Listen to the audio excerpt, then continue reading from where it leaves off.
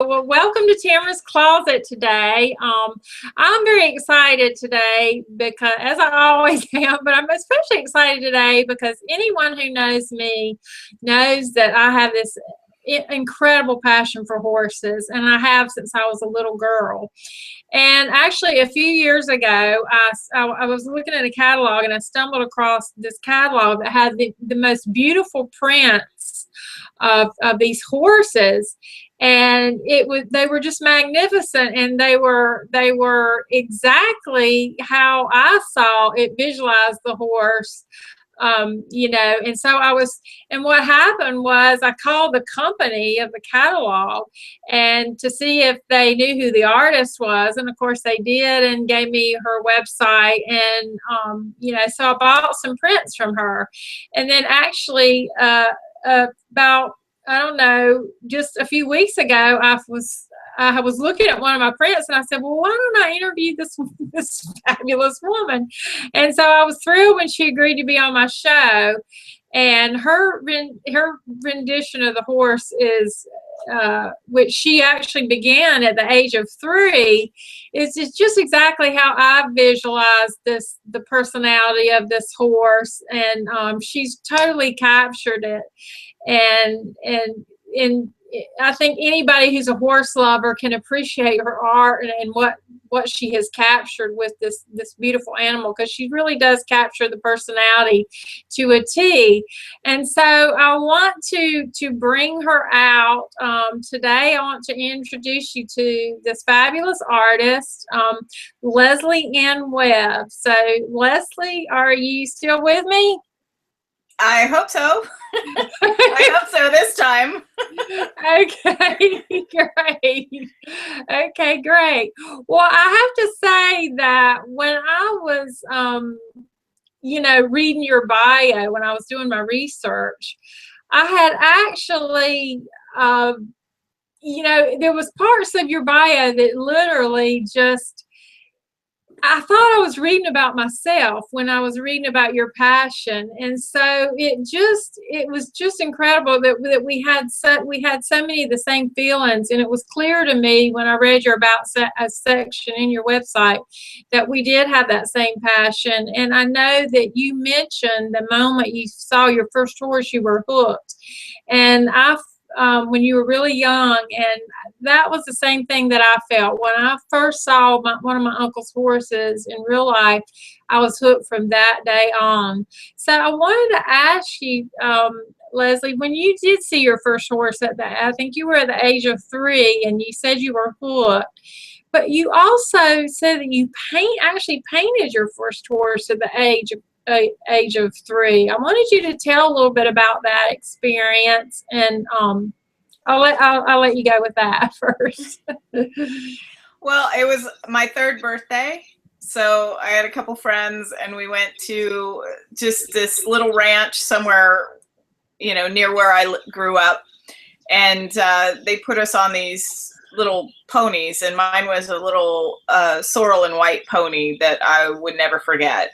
And they, led us around on the pony. And I still, to this day, can remember being on that little pony and running around the arena and thinking that, this was my life. This is what I wanted to do the rest of my life, is just be connected to these animals.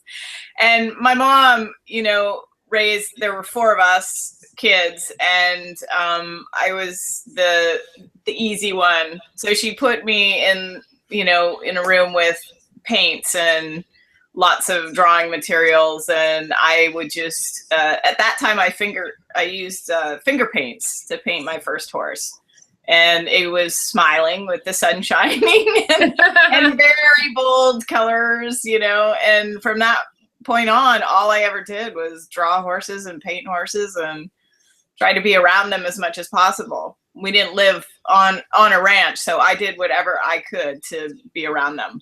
Yeah, and when I was reading that part of your bio, I started drawing them too. Of course, I wasn't an artist, and I couldn't draw them. I did okay. I would just draw the head, But when I saw your paintings the first time, I was like, that's exactly what I was wanting to draw, but I just didn't. So I wanted to ask you though, did you actually take riding lessons when you were that little, or start riding much, or other than that first experience? Yeah, we actually had some good friends that had a ranch with a little Shetland pony and then a really small little Appaloosa horse named Duchess. And so we, you know, my mom would take me over there and I'd be able to ride their horses. They, you know, I'd just play with them. I mean, I'd be climbing all over them without anything on them, you know, just to be around them. And then when I was about 5 years old, you know, they thought that I would grow out of it. So they would, you know, and it was expensive. So my dad and I made a deal, and we were all swimmers. And he said, for every A time that I got, I would get 5 horseback riding lessons. So that was how I got my riding lessons when I was a kid, was I would just swim like crazy to get those A times for no other reason than to get riding lessons. So for every 8th time that you swam, you got an A time is like a certain time in swimming. So you have okay. It got garbled because couldn't understand you. Okay, so cool. So he got you swimming a lot then. Yeah, so I learned to make deals at the age of 5. Okay. Get what I want. Well, that's it's all negotiation, right? I wish I'd known you then, because I wasn't doing that well with my father, although I did. I bribed him. I finally got one too, but you know, it took a lot. But you also mentioned your mother was a really fabulous artist as well. Did she actually teach you art while you were young, and did she help you with these paintings of the horses at all? No, when I was young, I just, you know, I was always in awe of my mom's talent. She's absolutely incredibly talented, and still teaches to this day, and still paints like crazy. She paints more portraits, human portraits. We've collaborated on a work, which is really fun. She paints the human, I paint the horse. So that was really kind of fun. But yeah, no, I don't recall much teaching, but, you know, but now that I work, you know, in this field, if I have any trouble, I'll shoot her a photograph and say, okay, look at this, what's going on, you know, so she'll help with the critique sometimes. Oh, well, that's very good though, because even though you paint, you know, different, your subjects are different, the fact that she can help you is really powerful, I think. Oh, absolutely. Absolutely. When it comes to, sometimes there's a depth or a shift in a color that will bring the chest of the horse forward versus sending it backwards. So she'll be able to look at that with a second pair of eyes and say, oh, do you see this, you know, round this out, or, you know, part of the muscle or something like that. So sometimes it helps just to have a second pair of eyes. Yeah.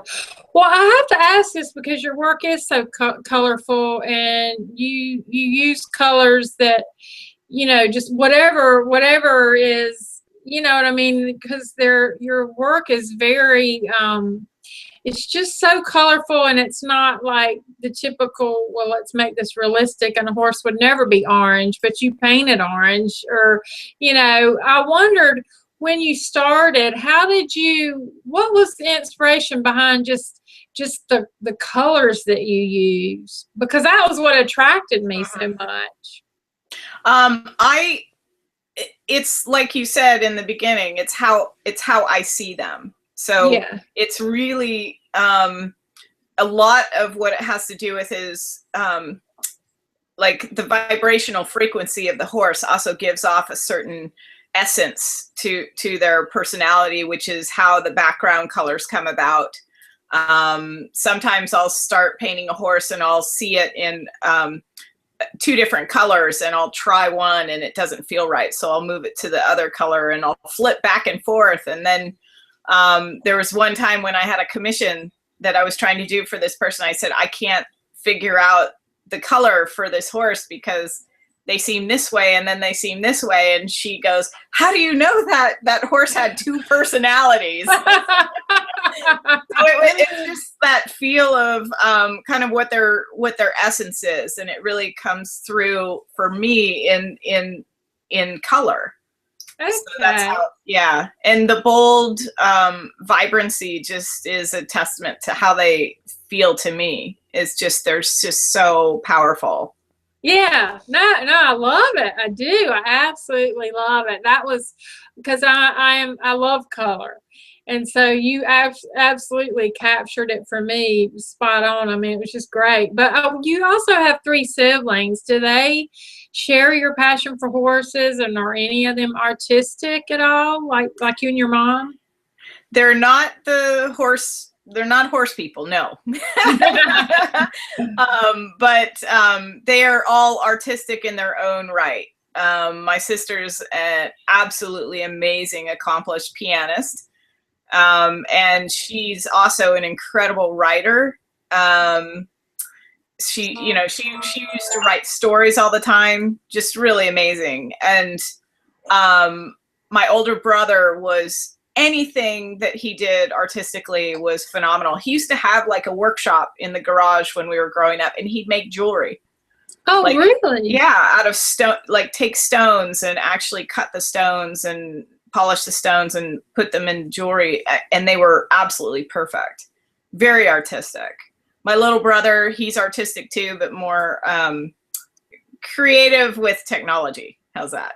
Wow, yeah. And then he used to put on a really good magic show when he was a kid. So well, that's he'd probably kill me for saying that, but well, that's an art in itself, I think. That fascinates me.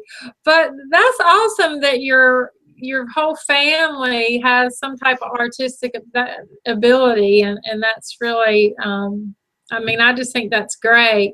And you obviously carried on what you learned from your mom, even though your subjects are very different. But I know when you went away to college, it sounds like there was a period in your life that you totally strayed away from horses and painting and the whole artistic world.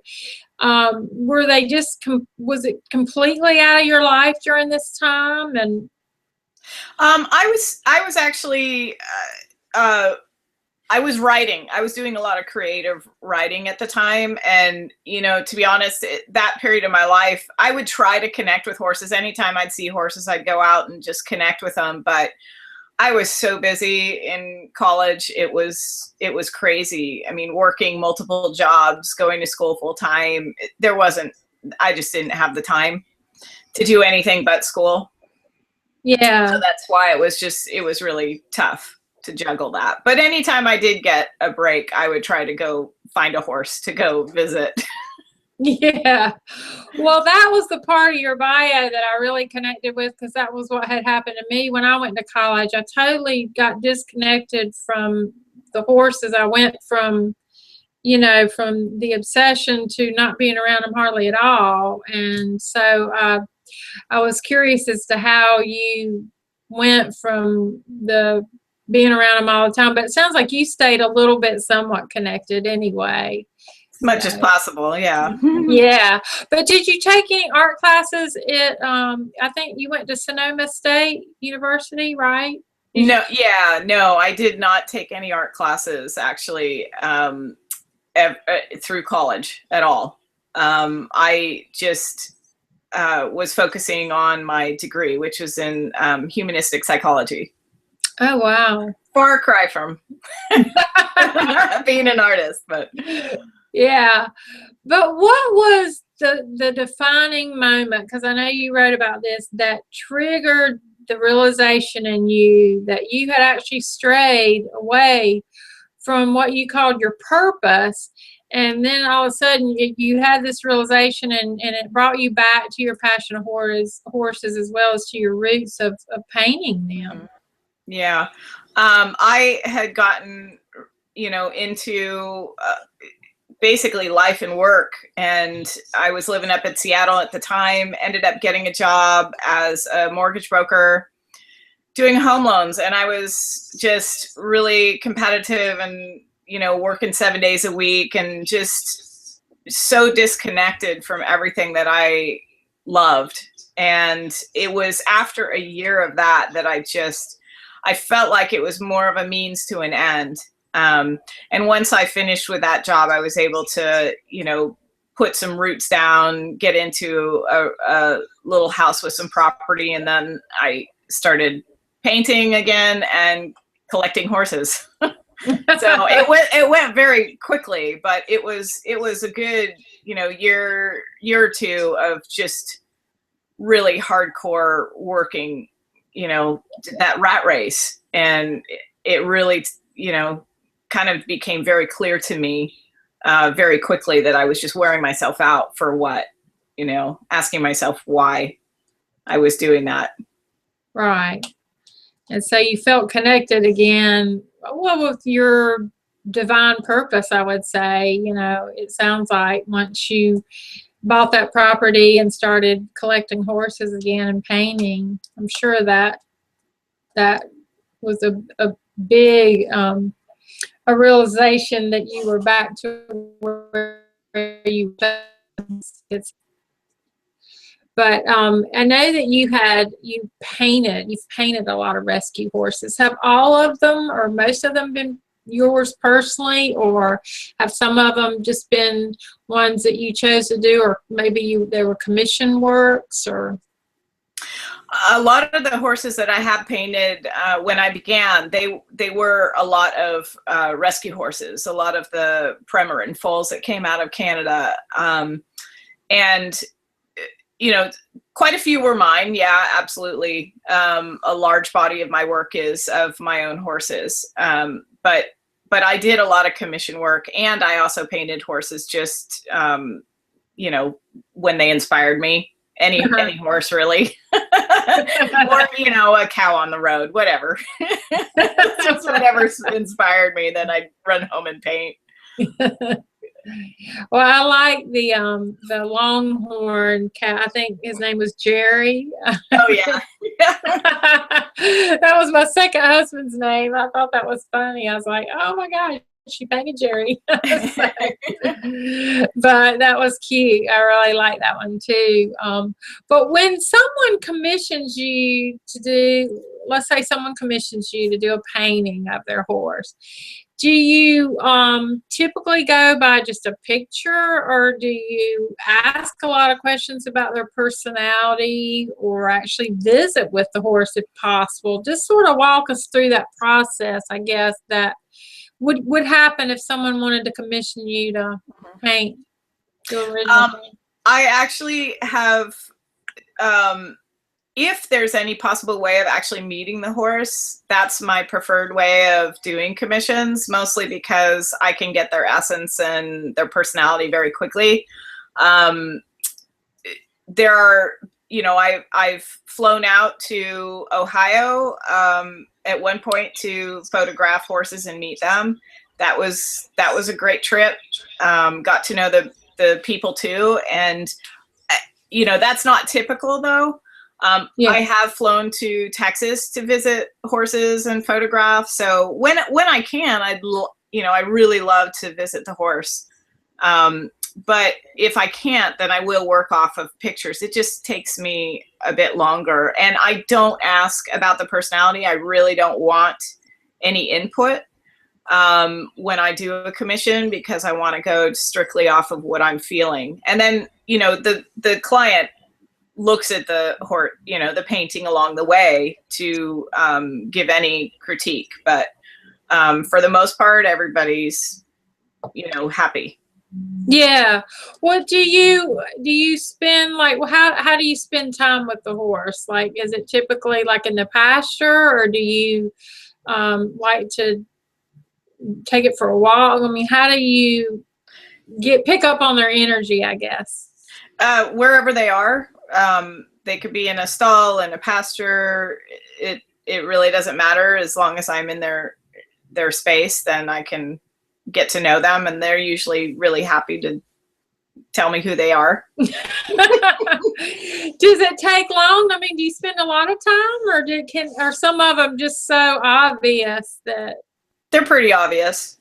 They're pretty straightforward.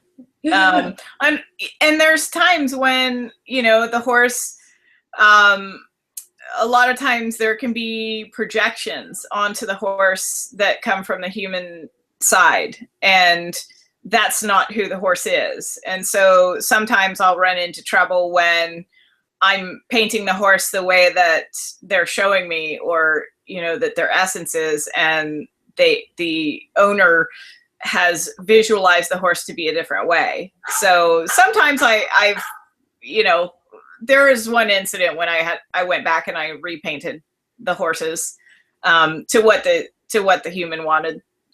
And that happens. That happens because who they show to me is really, you know, pretty clear as far as what their essence is. But you've got to make your client happy, period.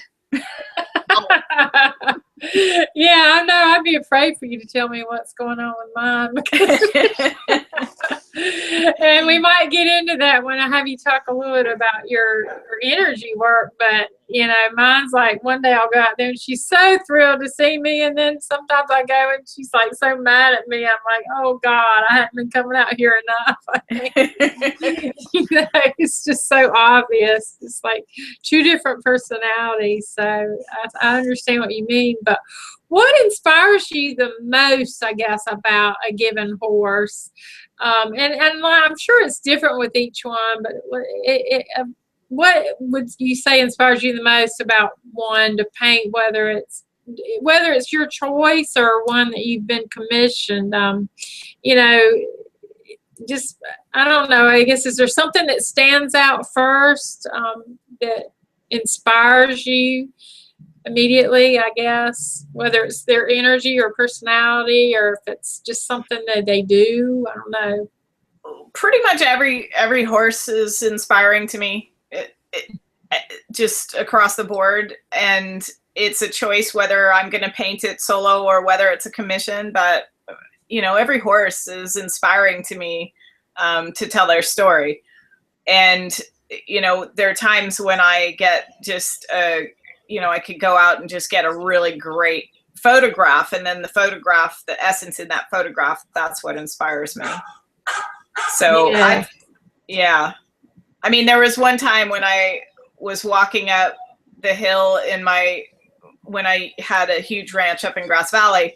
I was walking up the hill and my paint horse, Charlie, came out, and he's standing, and there's this, you know, just this wind coming with this storm, and he's standing on the edge of this kind of cliff area, and his mane is just blowing in the wind, and he just looked so phenomenal and ethereal at the same time, and powerful. And I went up to him and I was standing with him and feeling what it felt like for him to stand on that, and then I ran back to my studio and painted it very quickly. Wow. Yeah, that painting is called Medicine Pony. It's a really neat painting. Oh, is that on your website? Is that? Yeah. I'm sure. The original is in lives in Reno with a friend of mine. Yeah. Wow. Yeah. Did you did you save the paintings that you did when you were 3 years old? I was curious about that. Did you?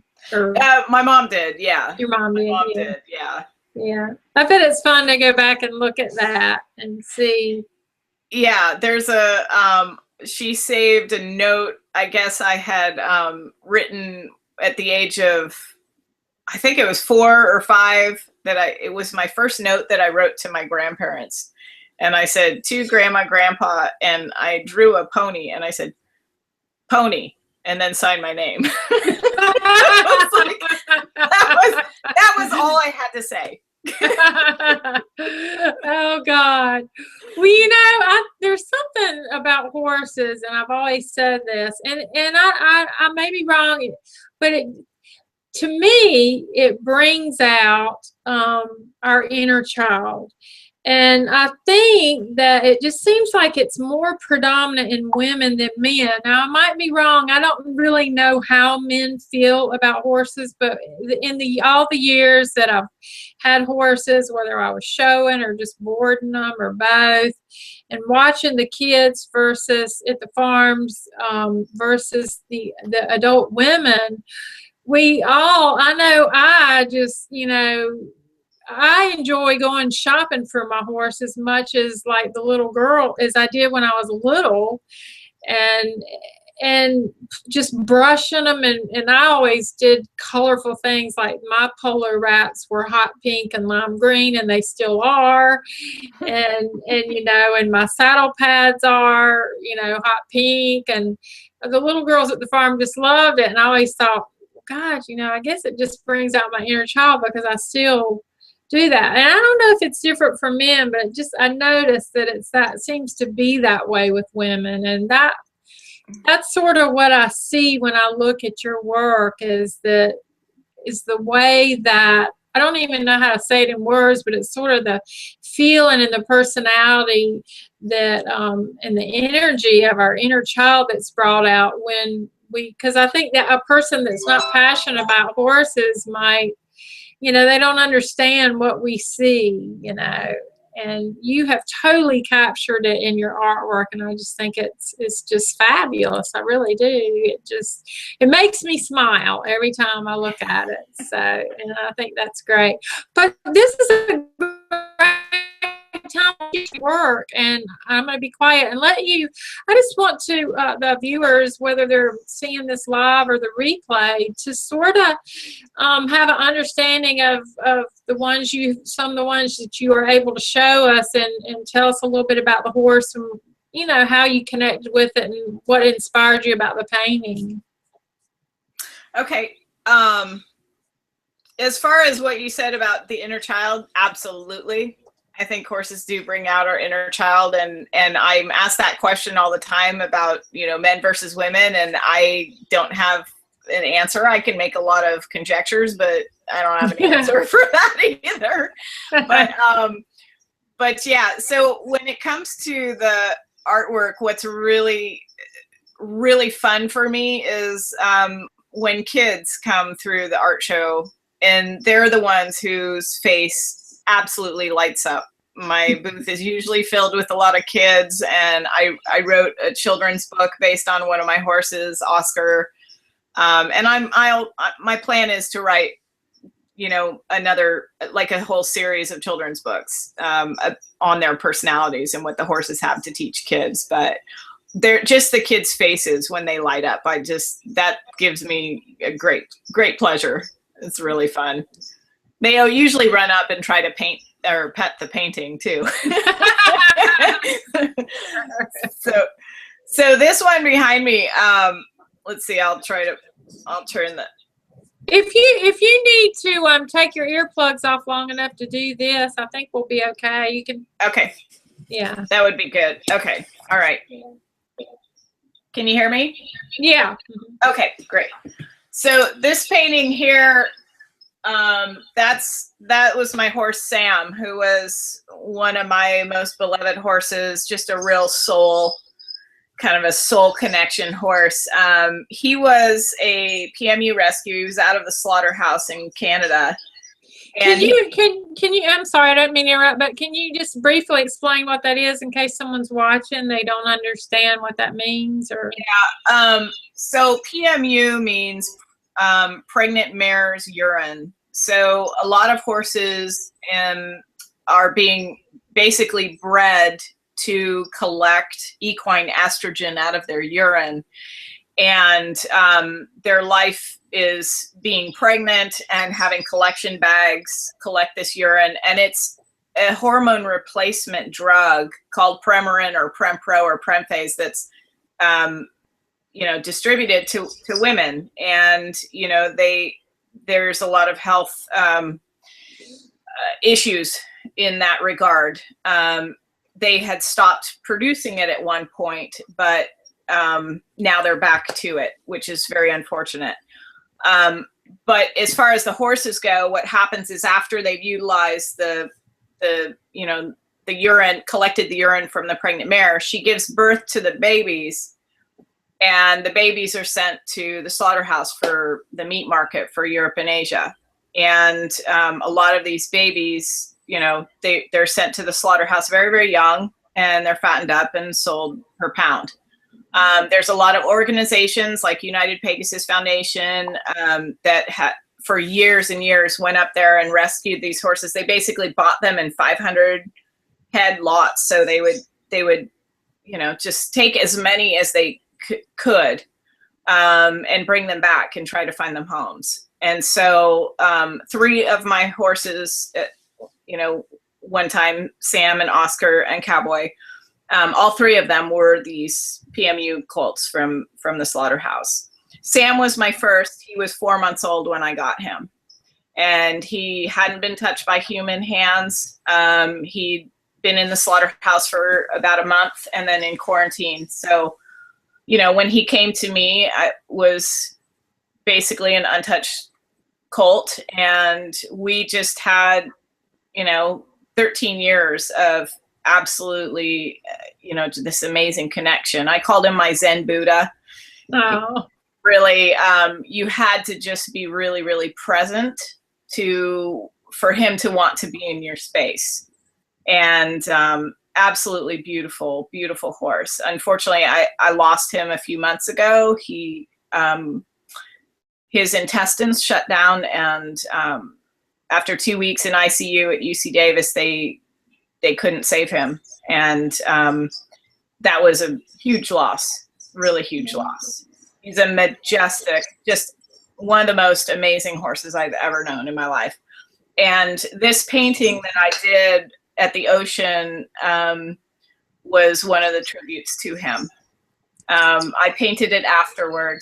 I could, you know, I have a dozen paintings to do of him because I can still feel, you know, him and that connection. Yeah, he's just beautiful. He is. Yeah, extraordinary horse, that's for sure.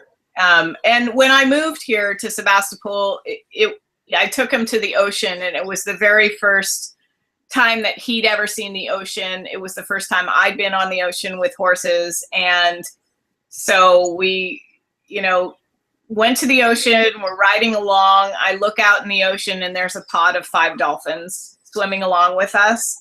It was the best day ever. It was incredibly magical. And there are people that have been riding on that beach their whole entire lives and never saw dolphins. So wow. I think it was a really big deal. Yeah. Well, that sounds like a painting that's going to be in the future there, I think, in the works. Yeah. Oh, there's quite a few from that day. Yeah. Yeah. So this painting over here, let me move in the back there. So that's a painting of my horse, Oscar. And Oscar came to me when he was 2.5 months old. He was a late baby, and he ended up imprinting. And so, you know, he wouldn't go with my herd of horses. He would stand at the gate and cry for me. No. And the vet said, "Don't go out there. You need to teach him he's a horse." And it just tore at me to like have to. I couldn't. Oh my gosh. But he's just a gem, and he's still with me. He's 12 years old, and I've basically raised and trained him from a baby, and he's phenomenal, just a phenomenal horse. So, yeah, and he's just powerful. That painting is just gorgeous. I think the colors, I don't know, I just love it. And did you do that? Did you photograph him like that, or that's just? Yeah, I photographed him. It was early spring, and the leaves were changing, and they were all the colors in the background in the painting. That was the color of the leaves on the tree when they were just budding, and he just was full of it. So he was running around like crazy, and I just got some really good shots from that day. God, I just love that painting. I mean, that's to die for. I really do. Well, I love all yours, but I'm just. Thank you. That is beautiful. That one really, I don't know, that just, and it's perfect where it is, right? It looks great over your couch right there. It looks great. I'll grab another one here.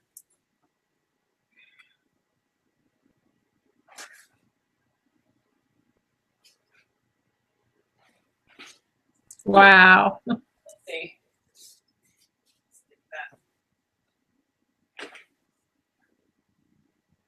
There you go. Yeah, that's beautiful. This is one of the newest ones that I've painted. This was the most recent painting that I did, and this is of a beautiful, beautiful Shire stallion. And I've ridden this stallion on the beach, and he's quite extraordinary. And he's the papa to a new baby, that a new filly that I'm looking at to add to my herd. Yeah. Having two horses is just really difficult. I've not had so few. So was he a rescue, did you say? Is he? No. He's actually a full Shire. He was full Shire. Okay. Yeah.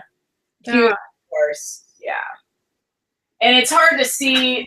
It really doesn't do it justice on the screen there, but just the highlights and the different tones. It's hard to see the. I can see it. I can see it. Some of it. Yeah.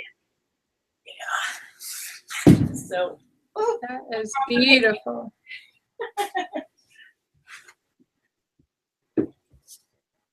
Yeah. So those are all the big pieces that I have. Yeah, well, they are wonderful. They are just beautiful. God, and this one behind me here, these two, was this Oscar and Sam together? Yeah, that's I still have the original, and that one's going to go back behind my couch again. This one, yeah, I love that. Yeah, I just took that to a show, and so it's still in my trailer. And this is Charlie, right? That's Charlie, yes. Okay. Him in real life is that's him. Is that him right there? Yep, that's him. Now Charlie, when I moved down here to Sebastopol, two of my horses went to live at a friend's ranch, and they do work with at-risk kids. And he was just a phenomenal kind of the horse that does a lot of therapeutic type of work. So they get to choose whether they want to work with the kids or not, and every day the kids show up, he's there at the gate waiting to come in. So he's got a job and loving life now. So I'm happy. Yeah. That's good. Now if you can, Leslie, put your little earplugs back in if you can, so I don't get any garbles. And then I was gonna ask you a little bit about your children books.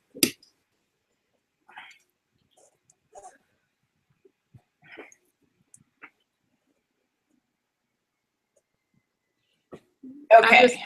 Yeah, that's better. Because I know that you're going to start this series of books, and I know that one is called Oscar the Big White Horse. Yes. And well, just tell us a little bit. I know you touched on it briefly, but I wanted you to talk about that little book in particular, and your plans for the series, I guess. So basically, it was often an experience that I'd had where I went to a clinician. I went to do some,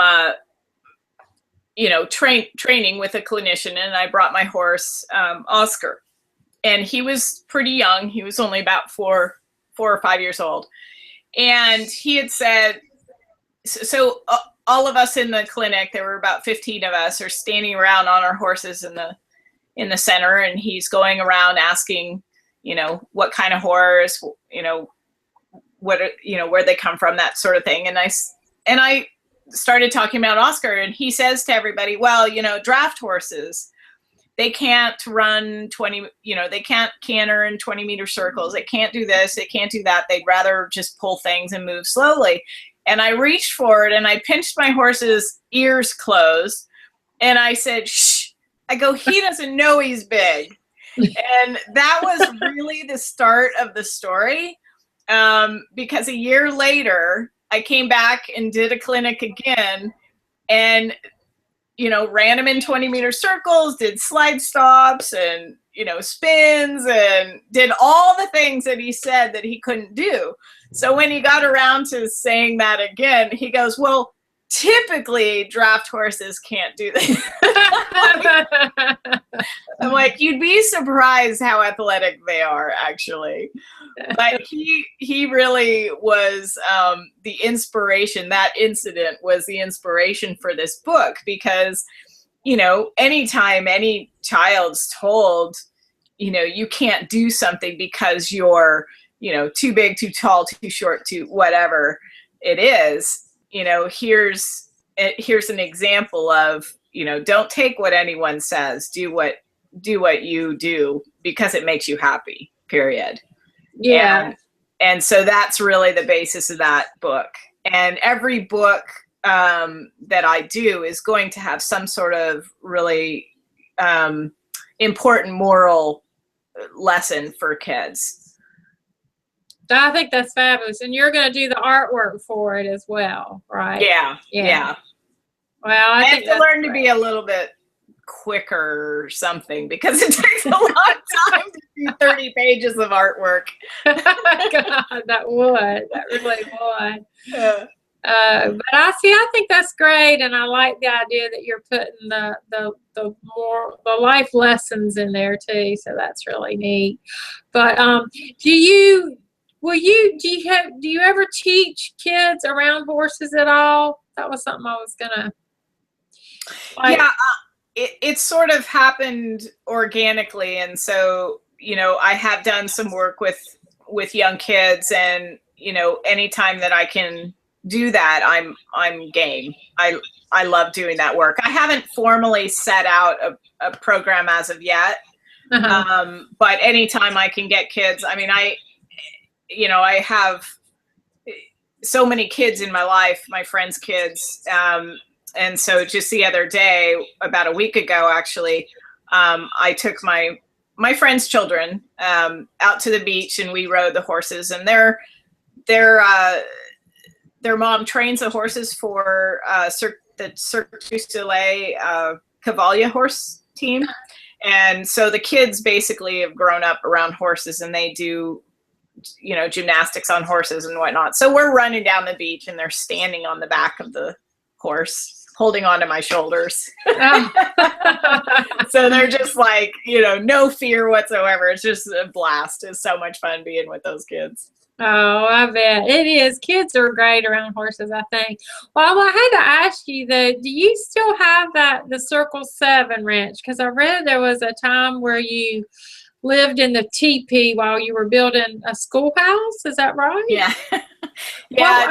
No, I ended up, I had a beautiful spread up there in Grass Valley. I bought 20 acres of land and built from scratch. And I lived in a teepee for 2.5 years. And that was quite an experience that someday maybe I'll write about that. But, but then I built, what my dream was to build what looked like an Old West town. And so I ended up getting as far as building the schoolhouse, which was where I lived and did my, had my art studio.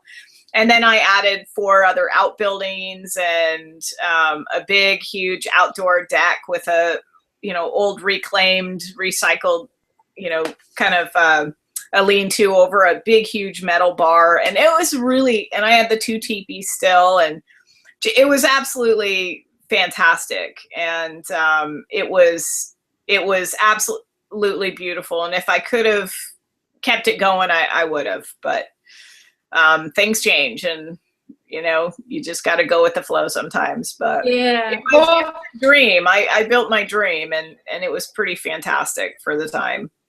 Wow. Now living in the I don't know what's the weather like where where in that Grass area, Valley? Grass Valley, yeah. Oh yeah, it's cold in the winter. Yeah. I couldn't quite get the build the fire in the middle part. So I almost killed myself once with the smoke. Oh my God.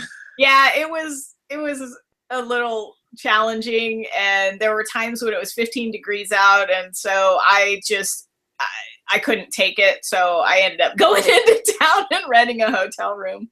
But it was tough. That one winter was really tough. Yeah.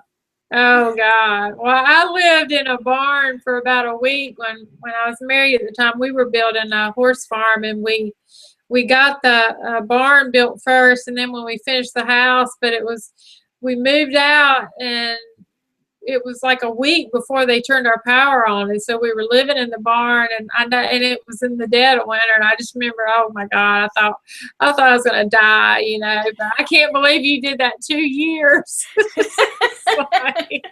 Yep. Oh my God.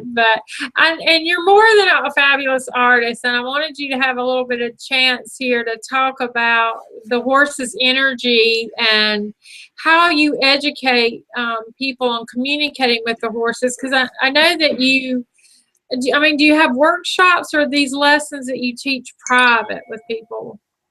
I'm actually doing some collaborative workshops with people. So I am certified in equine guided education along with a bunch of people that I know, but we all bring to the table our different expertise. And so for me, it's about basically gaining the horse's connection and trust in order to calm our minds enough to be able to connect with them and communicate with them in a different way.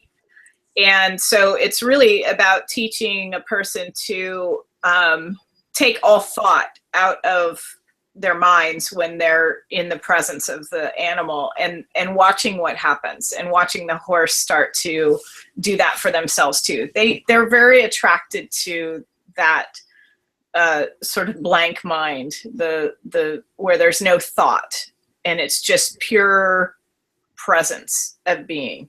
It's phenomenal.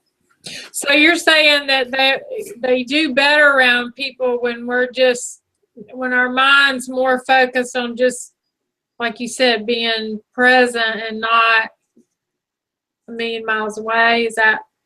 Yeah, because the horse is such a sensory being, and they have like we have mirror neurons. Mirror neurons are our ability to reflect off of other people, so we can feel people's energy and reflect that back to them, like playing off each other's energy. Well, horses have they have thousands more mirror neurons than humans do, so their ability to feel our emotional state of being is very highly attuned, and that's for their survival too.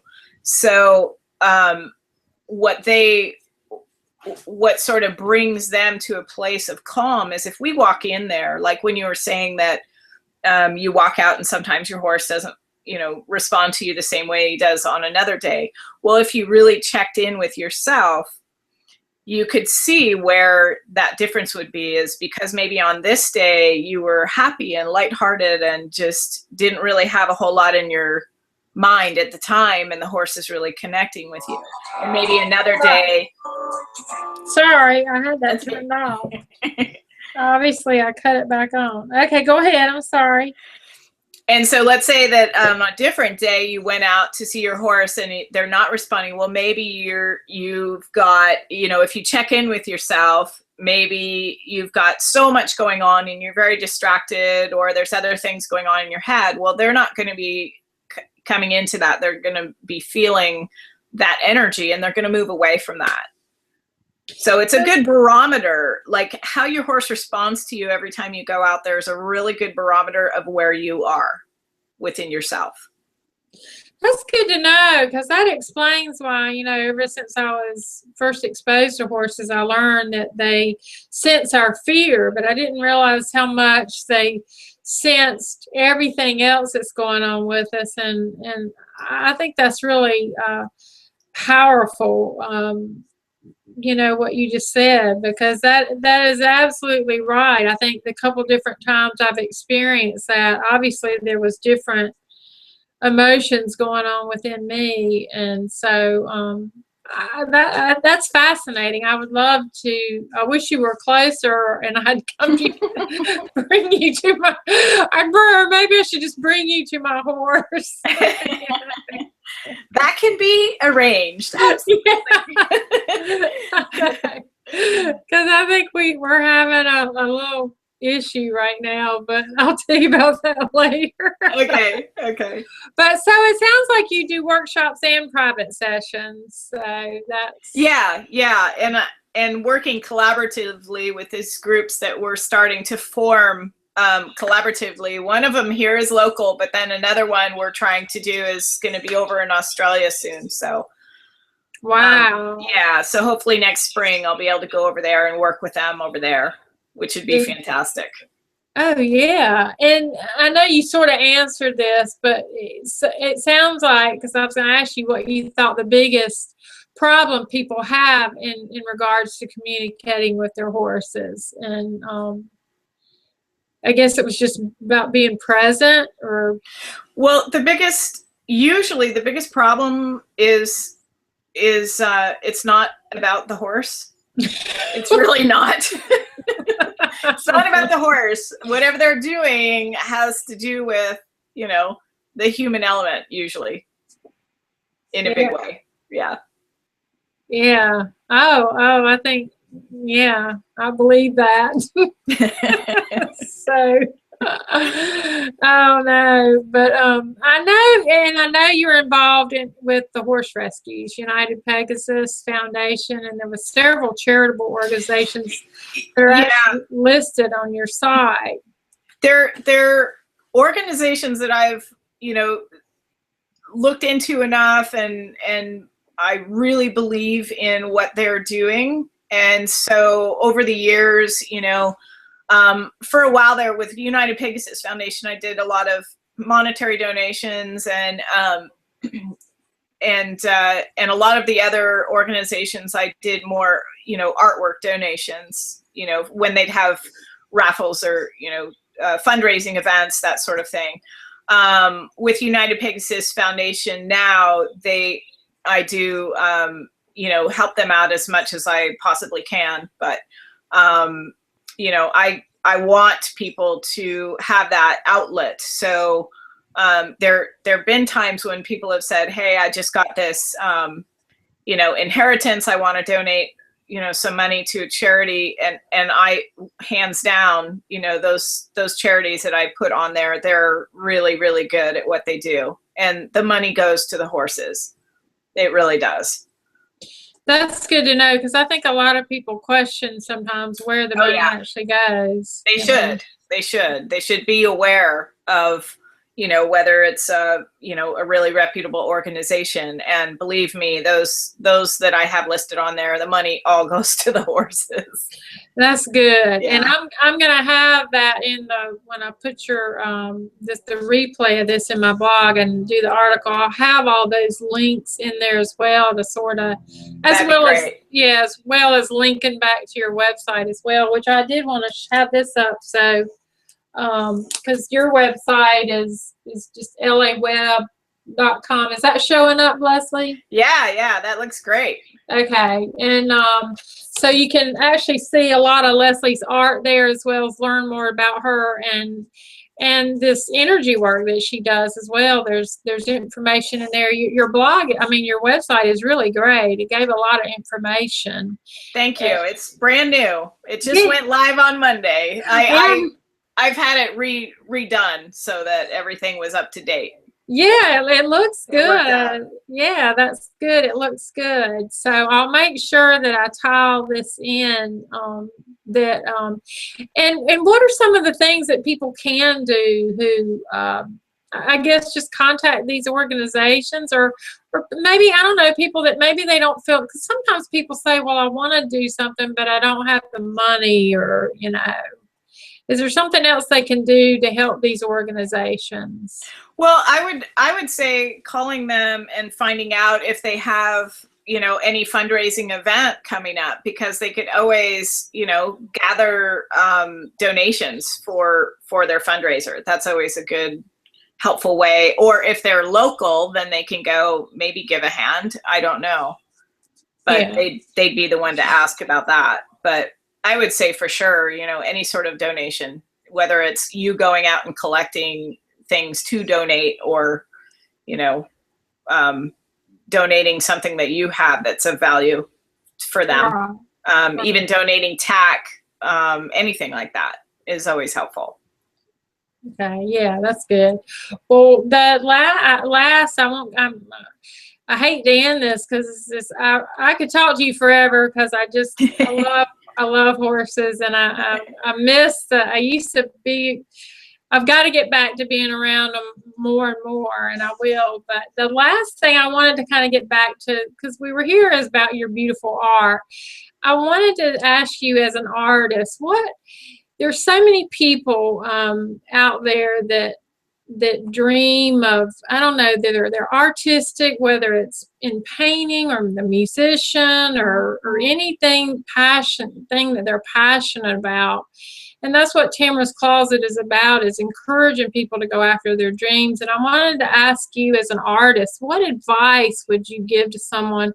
And I'm talking of any age, because I believe that it's never too late to go after our dreams. Absolutely. And it's for someone who has a passion maybe to do what you're doing as an artist, but they've gotten lost somewhere the way, or they don't know where to begin, or they're just fearful. What advice would you give them?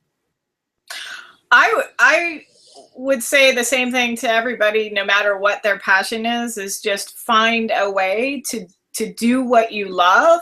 And if it's something that you want to actually make into a career, then now is the time, because it's not like the old days when you had to have gallery representation and you had to do it a certain way. Nowadays, the internet is, phenomenal. We can work from anywhere. We can ship things from anywhere.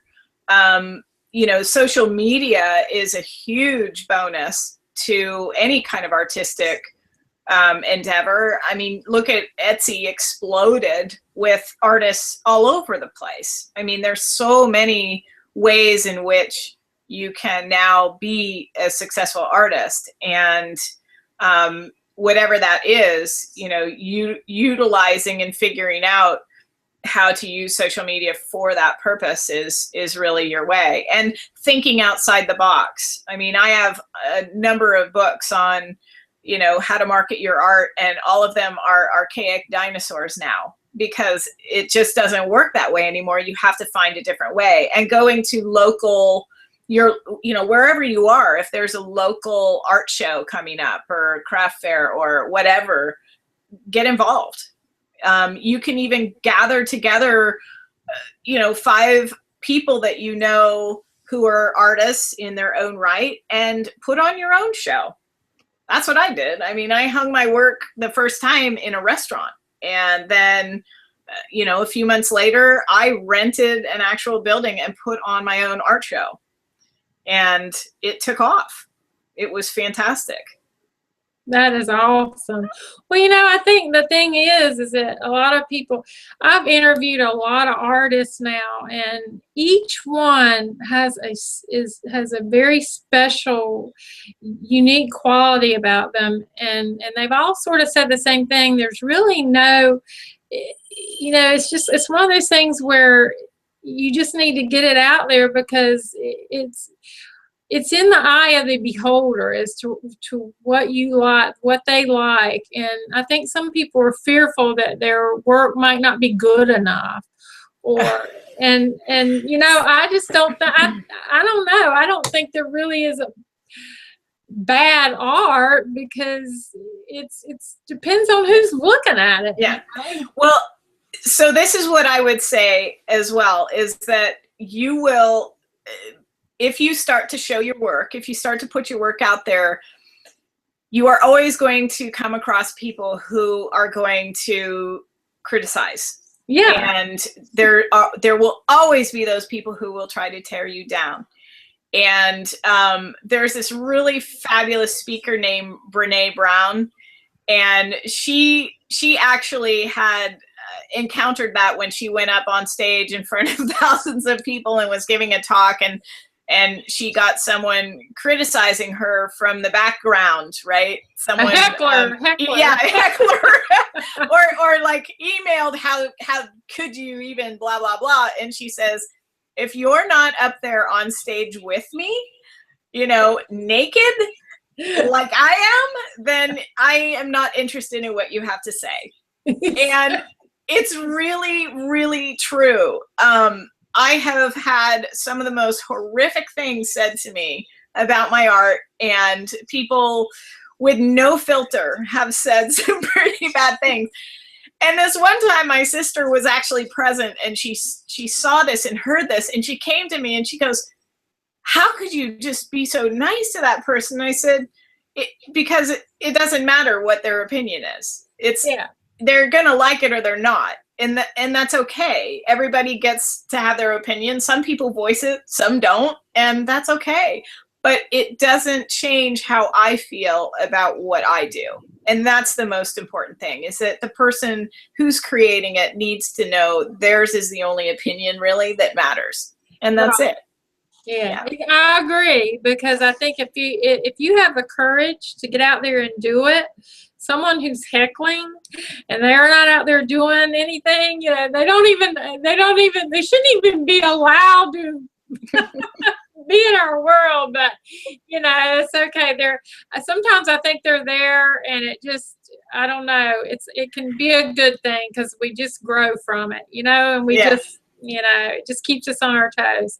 So I absolutely am a huge fan of your art, and I can't wait to have you, you know, paint my beautiful Arabian, and I can't wait to find out what's wrong with me, because since I've been blaming her and thinking something's wrong with her. Well, you know, I'm in the traveling mode right now, so maybe I'll just end up in New York. That would be fun. Oh God. But anyway, I want to thank you from the bottom of my heart for being here today, Leslie, because I'm just so genuine when I told you, because when I told a friend of mine who also owns some of your art that I was found you, they were excited as well, because I was like, you know, I just love her art, and I can't believe that, you know, I found her, and I was just thrilled that it was such an honor to be able to sit here and talk to you and interview you, and the person who has totally just stole my heart with your artwork, because I absolutely love it. So I thank you again for being here. Thank you, Tamarah. I really appreciate you reaching out and finding me. That was really awesome. And I'm gonna definitely have you back. So don't go anywhere yet. I'm gonna say bye to the viewers. I want to make sure that you can go to her website at lawebb.com, and I'll have a little speech bubble in the replay of this video so they can see that too, as well as you can go to tamarahscloset.com and see. I usually wait a while before I do the article, because I kind of like to see. I'll put the replay in there right away, but the article, I like to wait and kind of see what's going on and sort of keep it updated.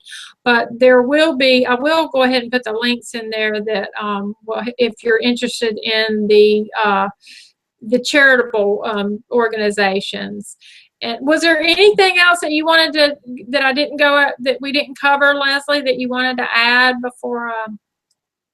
No, I think you nailed it. Okay. Yeah, thank you very much. I really appreciate it. Oh, yeah.